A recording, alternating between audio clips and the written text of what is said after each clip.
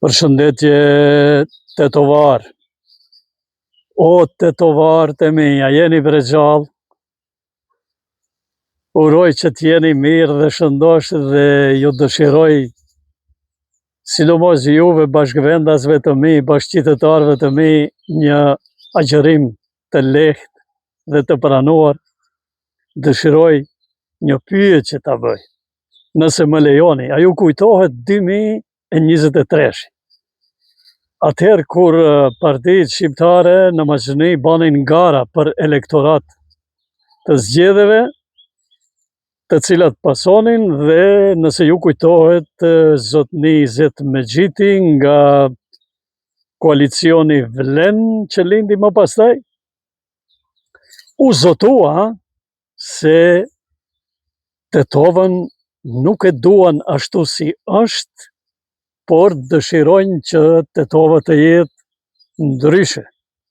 Çka nën kupton kjo? A e duam Tetovën të mirë, apo e duam Tetovën ashtu si është shndruar, plot me kazino, me bastore, me do shtëpia të fshehta, e dini, dhe me do pislëqe qera, por a ndodhi tani në vitin 2026, gati 3 vite më pas, ose haj let mos jenë 3 vite plot, por haj një 2 vjet e gjysmë të mira plota, a ndodhi me Tetovën ajo që u premtua nga zotni Izet Mexhiti dhe edhe nga bashkëkolegët të tij, se do t'i mbyllim, tha Izet Mexhiti, kur do t'i fitojmë, nëse i fitojmë ne zgjedhjet, do t'i mbyllim kazinot në Tetovë. A ju pyes, o qytetarët e mi të ndershëm, të nderuar të Tetovës, kazinot a i ka mbyll Izet Mexhiti në pushtet tani 2 vjet. Së fundmi ai u zgjodh kryetar apo president apo prefekt i qytetit, i komunës së Çajirit. Një lagje e madhe me 80.000 banor e Shkupit. Dhe çka ndodhi me kazinot në Tetovë? Jo që nuk u mbyllën, por janë shtuar edhe më shumë. Unë e kam thënë në disa videot e mia të mëparshme, kam përmendur kalimthi kur kam folur për gjërat të cilat nuk janë të sinqerta që ndodhin dhe që bëhen nga disa musliman tanë shqiptar atje, se vis-a-vis përballë asaj kazinos, si e ka Kardinala, ku e di si e ka atje në Tetovë, mu në qendër të Tetovës, mu në sheshin e Tetovës, e ka përballë një 200 metre më larg, ose 300 metro më larg, xhamin e Eski të Tetovës. Dhe kur fillon të kumboj ezani, në dyert e kazinos hyjnë edhe dalën kush? Shqiptar musliman. Por ezani thirret për çdo namaz nëpërmjet autoparlantit. A e ndryshoi ky ezani këtë gjendje? Jo. Pse? Sepse bre vëllezër të ndershëm, besimi kur nuk depërton në zemër, dhe besimi kur mbetet prej fytit edhe përpjehet, kalon në majë të kokës e merr erë. Prandaj ka thënë Allahu i madhnueshëm, në ditën e gjykimit do të shikoj në zemrat e juaja, jo në pamjen tuaj, jo në figurat e juaja, jo në trupin tuaj. Pse në zemër? Për arsye se në zemër ajo që hyn mbetet aty. Pastaj nga zemra fillon ta ushqejë shpirtin, kalon në shpirt, kalon në intelekt. E shpirti dhe intelekti kur bashkohen me zemrën, nxjerrin një njeri të edukuar, i cili din që ta dalloj të keqen nga e mira. Fillon ta luftoj të keqen, fillon ta ndaloj të keqen dhe fillon të urdhëroj për të mirë. Ai nuk bën sirë, ai nuk shikon, spektator nuk është, por çka vepron. Dhe nëse e ke e shet të keqen, e lufton deri në momentin derisa ajo të zhduket. Ky është ai muslimani i devotshëm. Dhe ky është ai shqiptari me traditë fisnike. Nuk është shqiptar musliman dhe shqiptar me traditë kombëtare fisnike ai i cili i le fëmijët të uritur pa veshmbathje, shkon dhe ja çon paret kazinos në Tetov, shkon dhe ja çon bastores paret në Tetov, kurse nënën e fëmijëve me fëmijët e ka ngujuar në shtëpi. Ajo zanin se një qele. Ajo qere nuk mund t'i jape ati, por ai, ate, jo që e len vetëm pa bukë, po e le pa dashuri, e le pa afërsi, ja shkelen, ja lëndon gjenjat, nuk e respekton. Fëmijët i le të uritur, fëmijët i le të përbuzur, kur të dalin jashtë, dikush që thot, ti je gjali, ti je gjali i filanit, ai filani i shkon, i qon paret në kazino, i le paret në përbastore. Gruës, çka i bën? Ja shkatron, ja ulën, ja poshtron dignitetin, autoritetin, sepse ai fillon të frekuentoj, të ketë trafik edhe me gra të cilat nuk janë të ndershme. E gjithë kjo ndodhen në Tetov, në të cilën politikanët njëri pas tjetrit premtojnë parajsë, se kur ata do t'i fitojnë zgjedhjet, do ta pastrojnë Tetovën nga bërlloku, do ta pastrojnë Tetovën nga kazinot, do ta pastrojnë Tetovën nga bastoret, do t'i ndalin të gjitha punët e pista në Tetov. As kryetari i Tetovës, as në mandatin e parë, 4 vjet të plota, as në këtë mandat të dytë, nuk duket as kund se vepron kundrejt, kundër këtyre dukurive.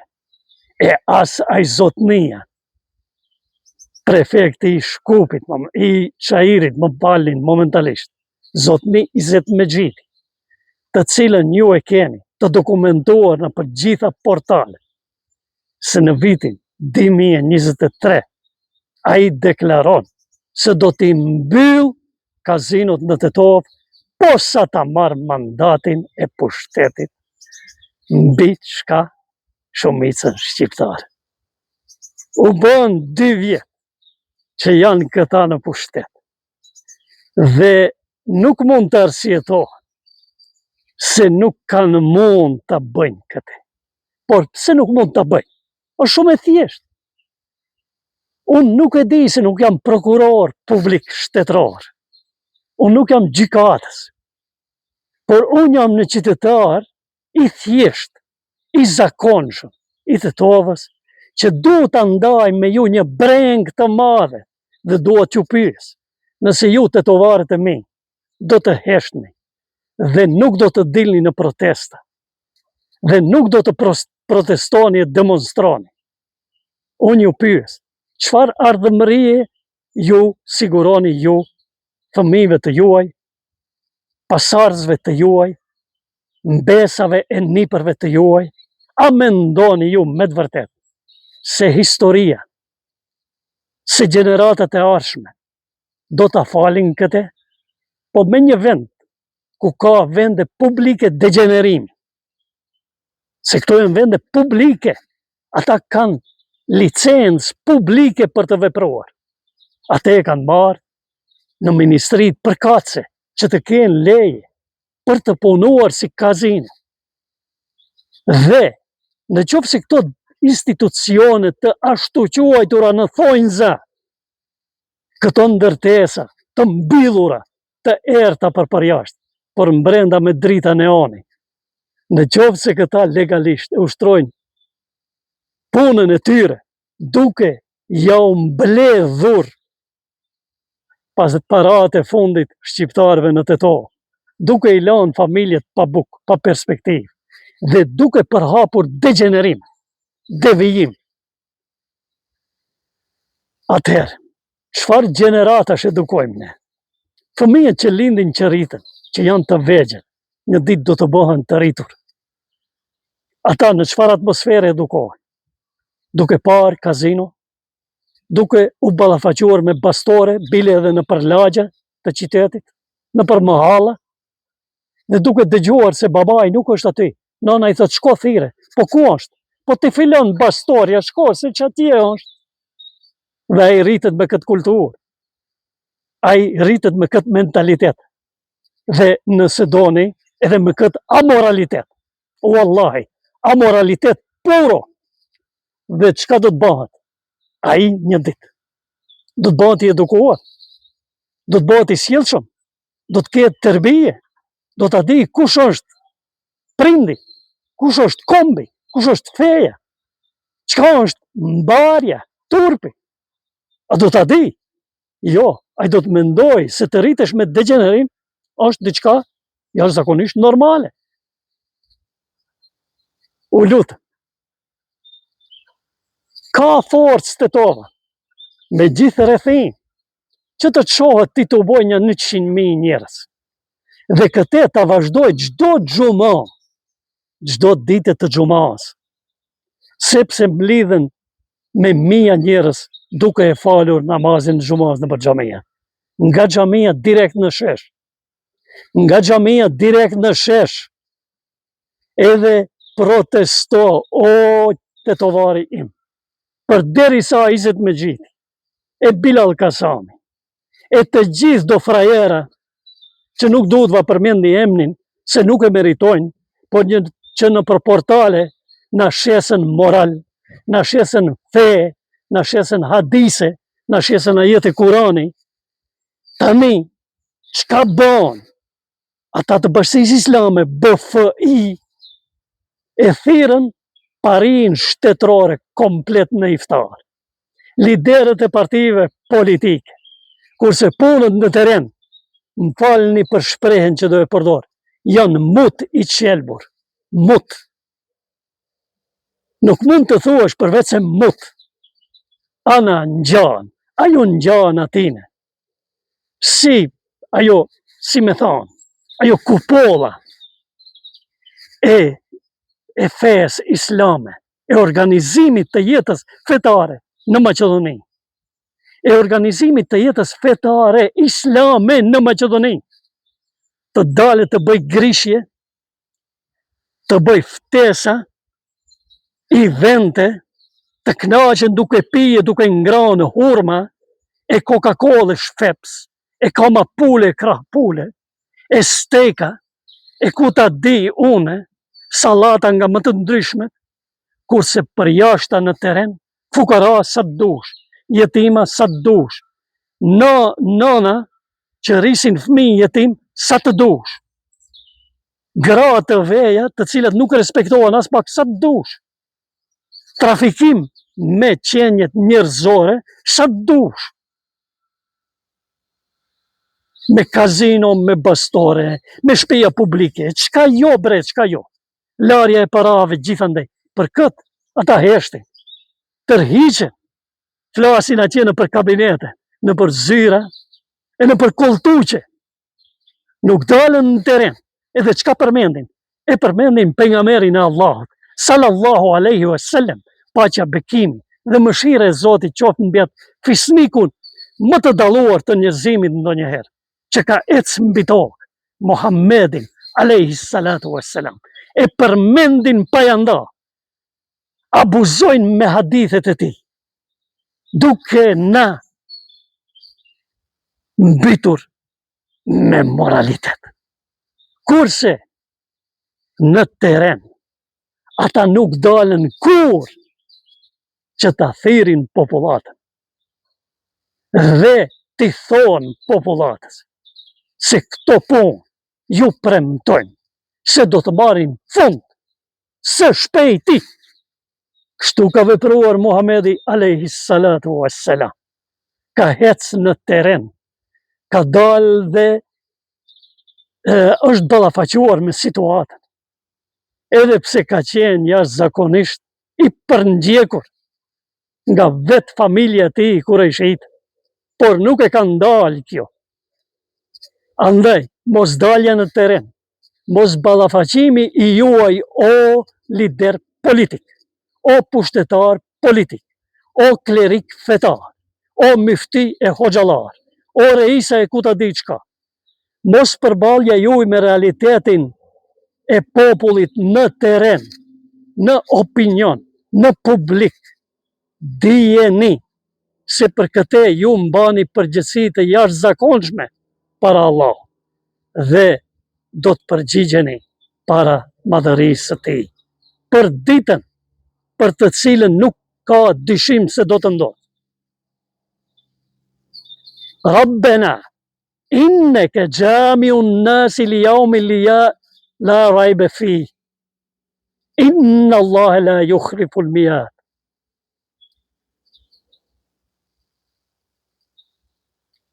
Do të ndodhë ajo ditë. Prandaj, kthehuni tek e vërteta. Kthehuni tek sinqeriteti sa më parë. E keni borx, ju e keni marrë obligim, ju keni marrë përgjegjësi, populli ju ka zgjedhur me dashje pa dashje, me vetdije pa vetdije. Jeni aty ku jeni, por kryeni përgjegjësinë tuaj me nder, me moral e me dinjitet. E mos i humni, mos i shkapërderni paratë e popullit në për ahengje, në për evente, dhe mos u thirreni ju në muajin e bekuar të Ramazanit duke i shpërlar punët e juaja të pista. Juve të tovarët e mi, juve populli i zakonshëm, ju përshëndes shumë, ju dua shumë, ju respektoj shumë.